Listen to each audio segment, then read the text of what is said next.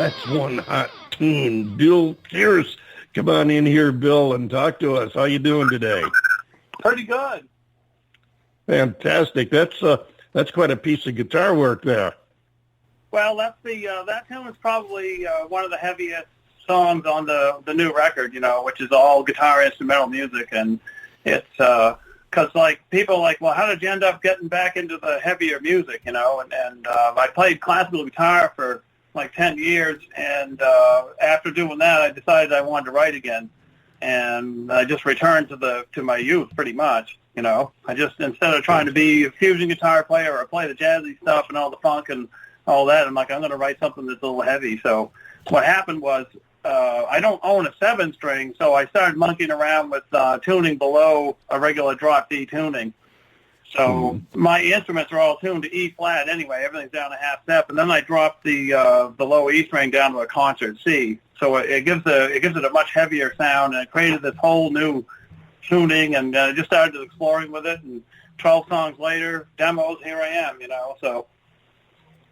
Well, I hope the listeners are listening closely, because I feel you may have been giving away some trade secrets that in the future you're going to want to keep to yourself. But that's a heck of a job you did there, and I can really, really appreciate your varied background. I mean, when you go from classical to jazz to fusion to heavy stuff like this, it not only speaks of your experience, but it speaks of what you've drawn from that experience. For the listeners that aren't familiar with you, tell us a little bit about your background, where you came from. Well, I started on violin at age 7, and I had great teachers. They're now in Portland, Maine. That would be Richard and Clarinda Noyes. She's the concert mistress or master, however you say it these days, of the Portland Symphony Orchestra. And they pretty much, took me under their wings and helped me become a fairly well-accomplished, American classical musician, because none of us could really compete with the Russians back then, and right. the Chinese. But, they definitely helped. My parents planted the seed when they got me to the school to on the night to pick up the violin, and I flourished for a long time with it. But when I was, I guess I was 13, 14-ish. My brother became sick with ALL leukemia, and the rebellion started. You know what I mean? So when the rebellion started, I was like, I don't want to play violin. That's not cool. I'm gonna get a black leather jacket, grow my hair out, and wear an upside down cross and all that kind of stuff. So I was at the bus stop one day, and my friend who had a boom box. And back then, that was big technology, right? Yeah.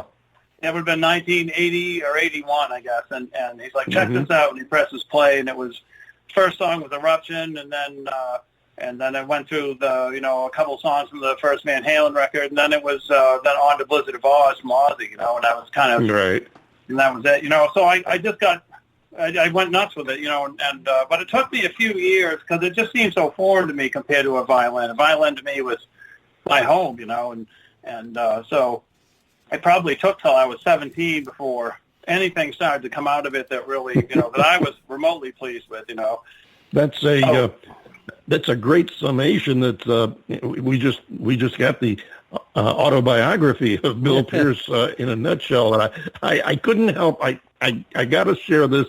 I flashed when you were starting with your roots with the violin and the classical music, and how you moved on from there. I just could not help but think that if you hadn't switched to guitar, if you'd have stayed on violin, you could have been the Doug Kershaw of the violins, of rock violin.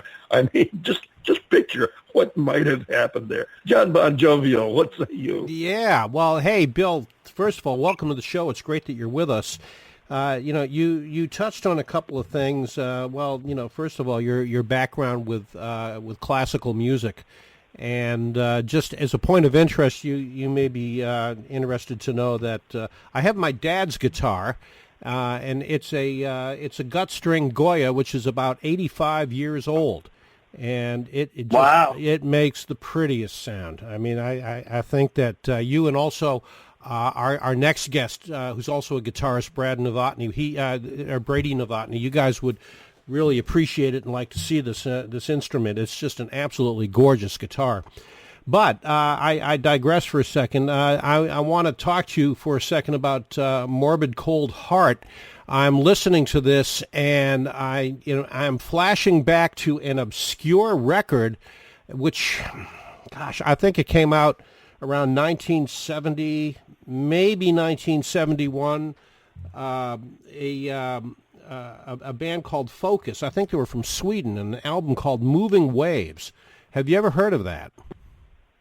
No. Okay, you might want to look it up. I think you can get snippets of it on YouTube.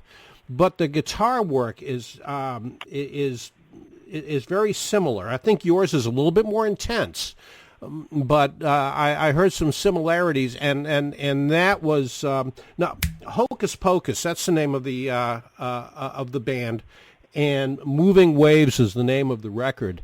And it was, one of these one record wonders. They probably broke up after that, but it was the only album that they ever had. It never really did anything on the charts. The alternative radio stations at the time, they didn't call them AOR, but it was like underground rock, that kind of thing.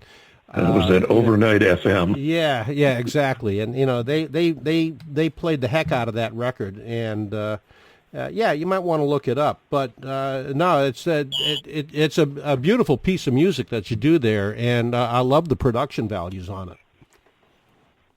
Well, the production was, I did all the recording, and I have the players that are in my live band playing on the track with me, but the post production stuff is equally as important, and that was done at Arlo West Studio down in Lewiston, Maine, and of course Arlo works in a big studio in Dallas, Texas, and has, album credits with Steve Ray Vaughan, and he was one of the engineers that engineered all those clips in the movie Titanic, and he's actually my neighbor at my surf camp. That's how I met him, because the old lady that owned the place next to me just decided, she was getting too old or whatever, and she sold it to him, and I heard some guitar coming out of there. I was like, hey, what's going on, so.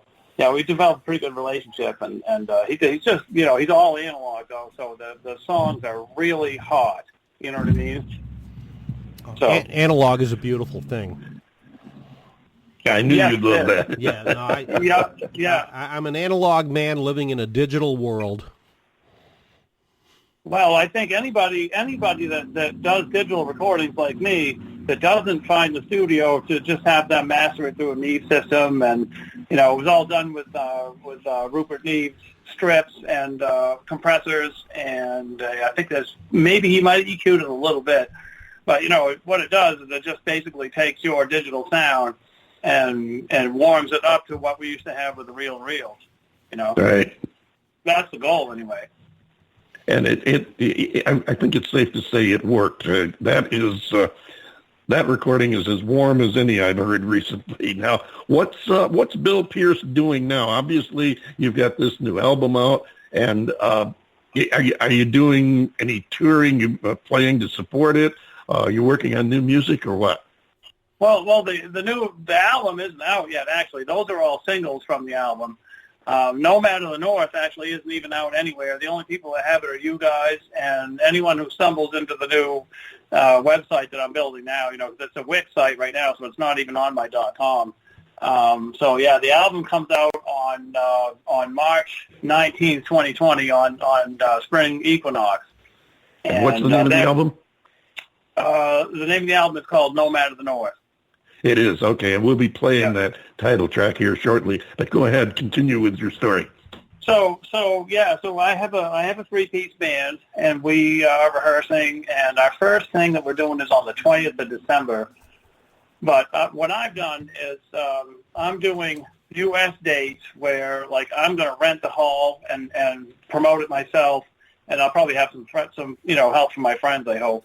But I'm just going to rent some halls, and we've got one rented in Bangor, and there's another one in Portland, and then the next stop we kind of hope is going to be in the Coliseum place at Berkeley in Boston.